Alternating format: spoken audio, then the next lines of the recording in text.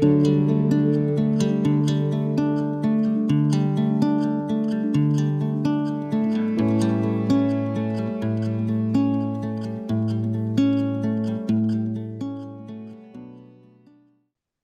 and welcome to today's episode of the podcast Little Eyes, Little Ears, centering children and youth in gender-based violence work.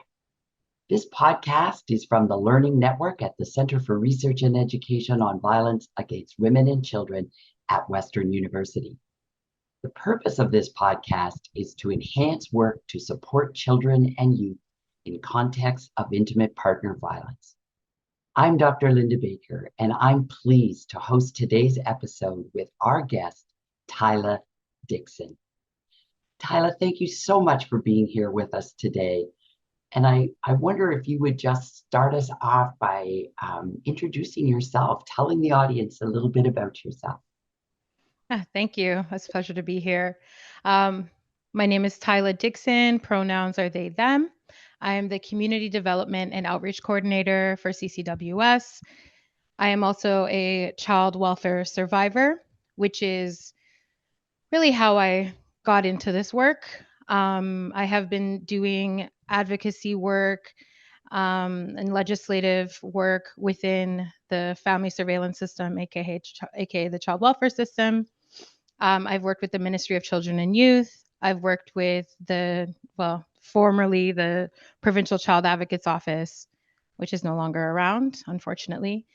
I've also worked with several research projects based out of Ryerson University, some grassroots frontline sort of work, one-on-one with young people who are also child welfare survivors, as well as some projects that some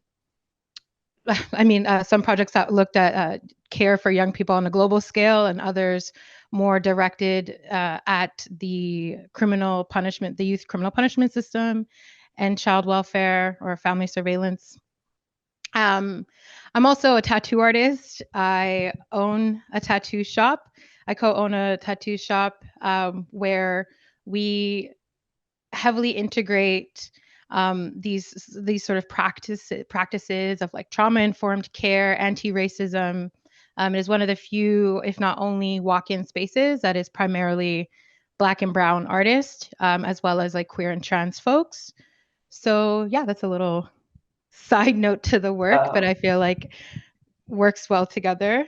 Mm-hmm.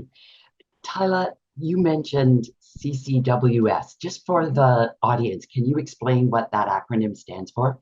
Yes, sorry, the Collective Child Welfare Survivors. And that you were one of the founders or creators of that collective. Yes, myself, Josh Lamers, and Ashley co-founded the project together. Okay. Would you describe for our listeners, Thaila, a bit about the connection between the child welfare system and gender-based violence? Yeah, I think with my work specifically has always been leaned more towards youth centering. It's only recently with this project with CCWS have we actually been engaging with the parents of children who are being apprehended or put into the system. So it's kind of a new territory for us that we're discovering and navigating through, and really just relying on the people that we're supporting on providing us with like information, with their experiences, and really trying to understand and answer those questions. I know also, we focus more within Black and racialized communities.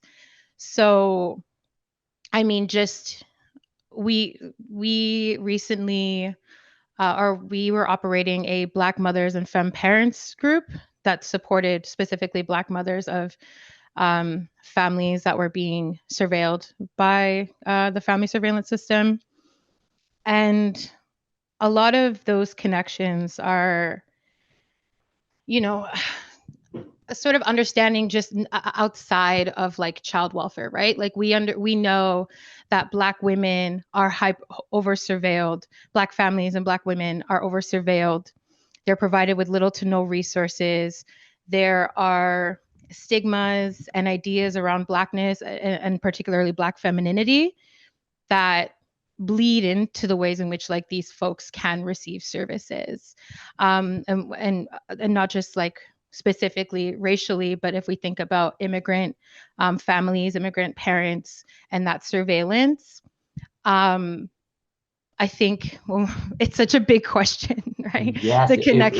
it really is. But you really started us off wonderfully, and I'm just, as I listen to that, you saying that you're centering youth, but have recently started to center youth while really working with their Mhm, families and mhm. especially mothers, it sounds like. Yes.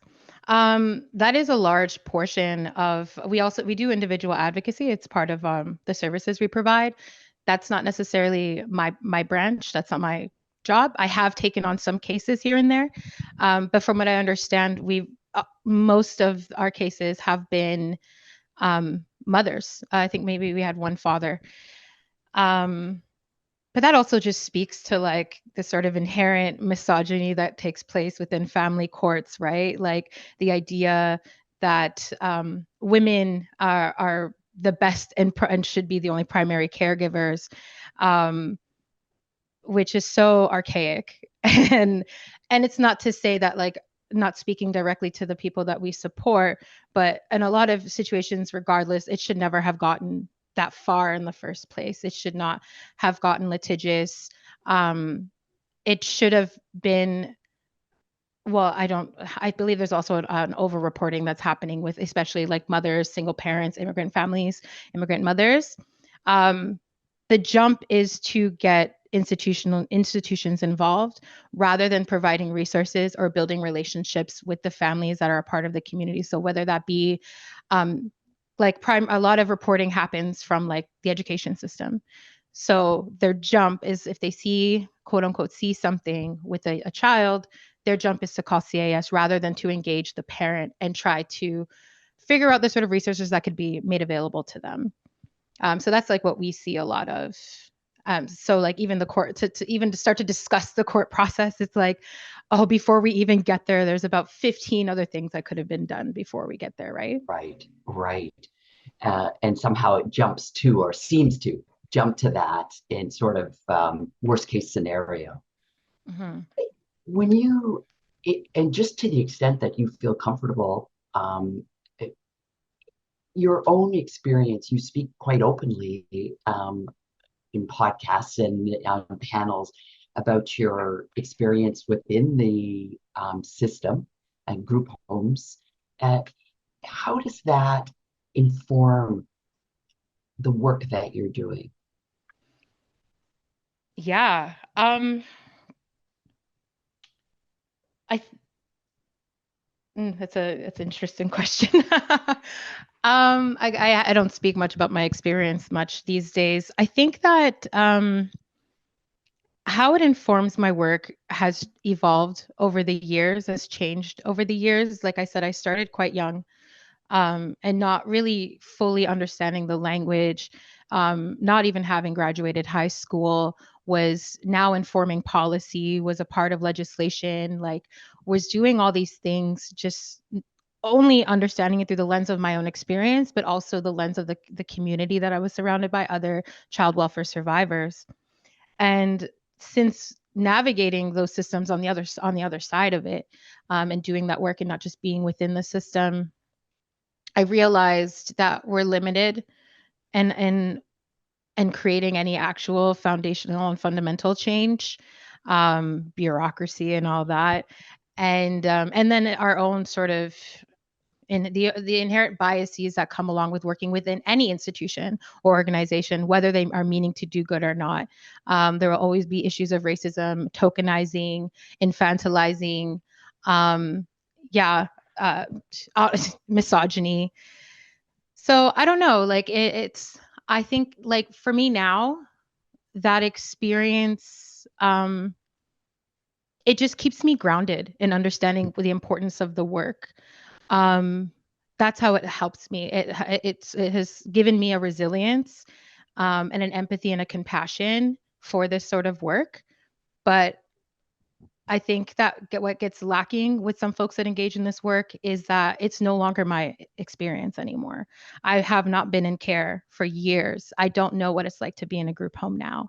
I don't know what it's like to navigate that system right now. So, what is the most important is how I listen and how I absorb the experiences of other folks and do honor to it and center those voices rather than just centering my own experience. Thank you for that. Yeah. Tyler, I've also heard you use the term critical youth-centered Mhm. practices. And I think most of us have a sense of youth centering or feel that we understand what that means. But can you speak a little bit to what do you mean by critical youth centering practices? Yeah. So with myself, Ashley or Ash, and Josh, we all kind of we all came from the same background of work. We've actually worked alongside each other um, on similar projects, not always at the same time, but around that. That is how we came into relationship to each other. And the idea of critical youth centering is as a response to how we witness these organizations engage in like that sort of work. So, although what we appreciated and even protested when the provincial advocate's office, like we shut down Bay and Queen in protest of them shutting down the provincial child advocate's office, they are that comes with a lot of criticism of how the organization functioned, as well as some of the projects that I've worked on. And a lot of what we saw, a lot of like what we witnessed and experienced was tokenization. It was an infantilizing.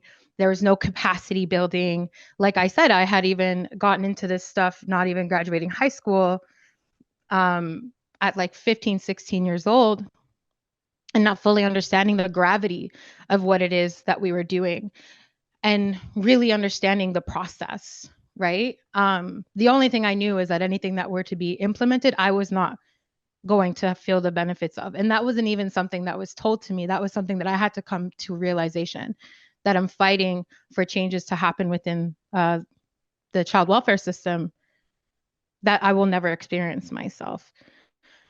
That should have been something that was told to me quite young.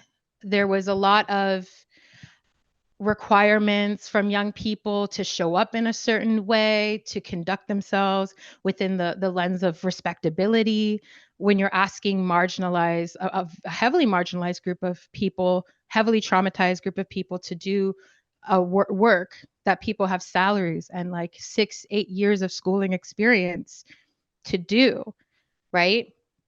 So it was truly, our lens comes as almost a response to that. So for us, critical youth centering is in a simplified way. It's listening to young people, it's approaching it with humility, also understanding that young people are going to have their own language, are going to engage in ways that are safe and comfortable and real for them. We meet them where they're at. We have to also understand that it's not always a yes to the young person and it's not always just a no. For us, it's important to I implement this with even with my own tattooing. It's like informed consent. It is making sure that the person understands all avenues and the gravity of a situation before allowing them to say yes or no to something. So that is what we want to, this is what we do with young people. Another huge part about that is, and I think that sort of becomes a result of doing all the things I mentioned before, is capacity building. Like we cannot function as though we will be in the lives of these young people forever. The support ends, whether it's mandated by an organization or age or just naturally. We have to make sure that we're preparing young people to be without us, and understand the language and understand the system or whatever system they're navigating. Um, that feels natural to them and that could be built upon. I hope that answers your question. It it it really does. And it sounds like but correct me if I'm wrong. While you still have concerns, it's not ideal. The work that your collective's done and others, that people are understanding better about how to meaningfully and supportively um, engage with youth, to center youth without I disempowering and without yeah. exploiting them, to be quite honest. I don't know about other organizations. I would say I trust more community-based organizations to be doing that sort of work. Ones that are facilitated and ran by young people or the groups of people that are directly affected. Right. So I would say that we are doing that.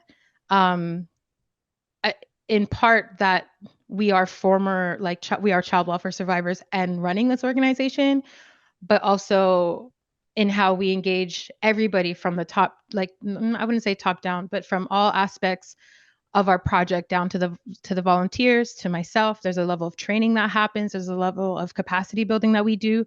So everything that we believe in doesn't just translate to the clients or the young people that we support or the families to support. It also happens um, within our organization. But yeah, I think when it comes to larger or like institutions or projects that are backed by millions of dollars, and at the head of these projects are folks who are on the sunshine list, I wouldn't anticipate that they're doing much of critical youth centering. I don't think that that's the priority. The priority is to have faces of young people on their board so that they could say that they have had young people on their boards. It's a little bit of a So, real answer for you. no, we want you to be real. Yeah. Absolutely. So what you're describing is the way you see it is that it's still more perhaps performative than Hmm. true critical youth centering. Yeah, I do. I do think so. I think what differentiates us as well is that as much as we can be as individuals, we have a particular kind of politic, right? Like a politic that is transferable to our personal lives and to the work that we do, no matter what, right? So we are abolitionists by in practice, or we try to be. Obviously, we're funded by the government, so that's kind of we understand the limitations of that. But from coming from an abolitionist perspective is also a transformative, right? A transformative perspective, a healing perspective. So we navigate the work that we do through that lens as well, right? Trauma informed, but not just the cute little word of trauma informed, like actually implementing that. Like some of us are mad people, or some of us are neurodivergent. So it's like, how do we make the work environment um, accessible to ourselves, and also, and like, obviously, for first and foremost, with the people that we serve and we provide for. You've talked about the importance of building capacity, Mhm. but also about healing. And I wonder if you can talk a little bit about resistance spaces for child and youth survivors of violence. Mhm. Yeah. Are you asking if there are spaces that provide that for young people? Yes. Mhm. And what those look like. Right. I think, though, if I'm being completely honest, this is something that I've been thinking about for a little while. For myself, I think the resistance spaces don't actually come from an organization and don't come from an institution. I think those just come from the community directly. I think it is young people and marginalized people with shared experiences coming together and providing for each other, whether it's emotional support, um, a physical support, maybe even sometimes financial, even if the other doesn't have it. It's telling them that they're here and letting them know that they're here and the love is unconditional. And I feel like that comes mostly from the direct community. I don't know if there are a lot of spaces, um, like, structurally, that can provide that for young people. I will say that there are some organizations that we are partnered with that are doing that sort of work. But again, like, they are people of these communities. Um, but resistance spaces, yeah, that and online. I think, Okay. yeah, I Yes. think young people are finding um, community online and learning, and it's expansive and how they understand themselves in the world. And I think that's where people are connecting, or there's the resistance is coming from. And that is open to a wider group of young people as well. I mean, it's Hmm. one thing to be in Toronto area, and it's another thing to be in a more remote location in terms of um, perhaps finding community in the same way. Yeah. Well, if you think of it, like even the conversation around something that we are not necessarily pro adoption. We're pretty critical of the adoption system. And it's a pretty nuanced and new conversation that is kind of being had. I know somebody that's currently doing the research around that, and even to find resources is so difficult. It's from 20, 30 years ago, and not even really like it's kind of trash. It's not done well, and it's almost done to propel interracial adoption, whereas we're now being critical and being like no to interracial adoption. But I mentioned that to say that like the first time I ever really had those conversations were with like folks of in our organization. But then if I'm online, I now follow like several, and we as a page also follow several like individual young people that are having that conversation and sharing their experiences and writing literature and creating content that are talking about this. And educating people. So that's what I say with even online. It kind of gives voice to things that we're like catching up to the young people, right? Great. Mm-hmm. Um, and they have that avenue for Mm-hmm. connecting with others and sharing their experience and their thoughts. Mm-hmm. When you've talked about so many things that the collective is doing, and I wish we had a lot more time together. But I guess just in terms of your work, in terms of your own personal journey, which you've shared a little bit with us in terms of the journey, the evolution, in terms of your own perspective, I wonder if you can talk a little bit about your hope for the future in terms of if you look ahead, what would you like to see change in how we support children and youth? Yeah, I would like the conversation to be on a larger scale. The issue is that the issue is that people don't understand child welfare, and um, it is the one institution that literally anybody can have to navigate. Anybody is at risk to either um, having an interaction with them at any point in time, and it is the largest contributor of criminality, of young criminality, or young people who have been criminalized while within the system, and then continued criminalization while they're outside of it after 18. It's just creating more marginalized individuals in a place where there is limited to no resources, in a world in which is anti-black, which is even I don't even want to say increasingly, but it's hit the pedal, queer phobic, transphobic, um, we're ableist and unaffordable. And so it's difficult for me to really answer that question because it's not really a matter of like what can folks working within that sector be doing differently. Um, because any response would be a band-aid solution, which is what we've been doing, trying our best and working against a system that wants us to continue the way that we are. It was built exactly to do what it's doing. So I think it's like uh, voting it's such like a cliche to be like vote better or like be more aware, but I mean that, right? We've created legislation that was passed all the way through that was doing good work, and within a couple years and a change of government it was overturned completely. It's how we lost the provincial child advocate's office. People are just not paying attention to things outside of themselves, to things that don't directly involve them. In the future, I would like to see, more families supported, better resources, affordable housing, better access to healthcare and mental health, accessible resources for queer and trans children, and people being more aware of their implicit biases, the ways in which they could be anti-Black or anti-Indigenous or racist, because it plays a role in how we interact with each other. It plays a role in how somebody's life is, like what's going to happen to somebody's life, right?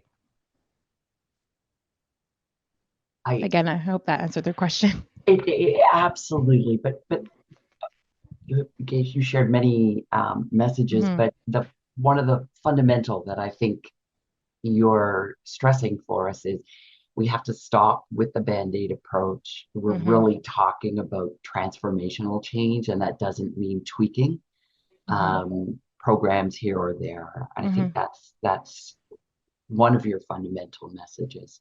Mm-hmm. Totally. You can't just, we talk so much and I get asked that question so much about like, what do you see for the future? What would you like to see change? And the fact is we're not going to see change within a system that it was built to operate the way that it is. Yeah. Thaila, thank you for sharing this space with us today. Your ongoing advocacy is truly inspiring. So thank you. No, thank you. And for our listeners, please stay tuned for our next episode. And to do that, look out for an email from the Learning Network team to see when the next episode is ready. Take care and goodbye.